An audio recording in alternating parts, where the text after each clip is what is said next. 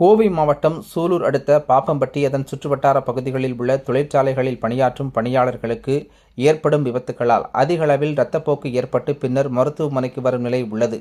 இதனை கட்டுப்படுத்த கோவை பாப்பம்பட்டி பகுதியில் எல்ஜி மருத்துவமனையின் 24 மணி நேர கிளினிக் துவங்கப்பட்டுள்ளதாக எல்ஜி மருத்துவமனையின் தலைமை மருத்துவர் பேட்டி. கோவை மாவட்டம் சூலூர் அடுத்த பாப்பம்பட்டி பகுதியில் எல்ஜி மருத்துவமனையின் 24 மணி நேர கிளினிக் துவக்க விழா நிகழ்ச்சி நடைபெற்றது. இதனை Vasantha advanced systems private limited நிறுவனத்தின் நிர்வாக இயக்குநர் சிதம்பரநாதன் ரிப்பன் வெட்டியும் குத்துவிளக்கேற்றி வைத்தும் துவக்கி வைத்தார்.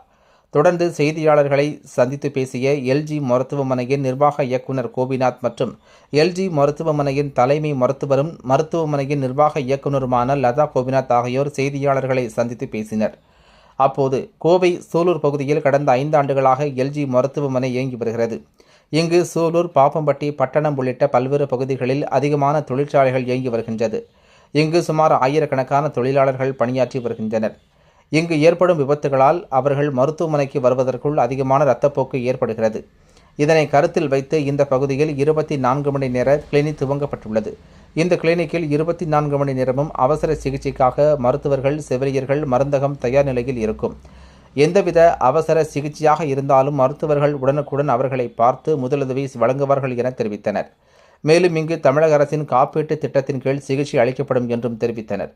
இந்த நிகழ்ச்சியில் எல்ஜி மருத்துவமனையின் எக்கோ மிஷின் மேலாளர் ஓம் பிரகாஷ், சாந்தி பீட்ஸ் பிரைவேட் லிமிடெட் நிறுவனத்தின் நிர்வாக இயக்குநர் குணசேகரன், HR மேலாளர் ராதாமணி மற்றும் கிருஷ்ணா காம்ப்ளெக்ஸ் உரிமையாளர் ராஜேந்திரன் உள்ளிட்ட பலர் கலந்து கொண்டனர் என்பது குறிப்பிடத்தக்கது.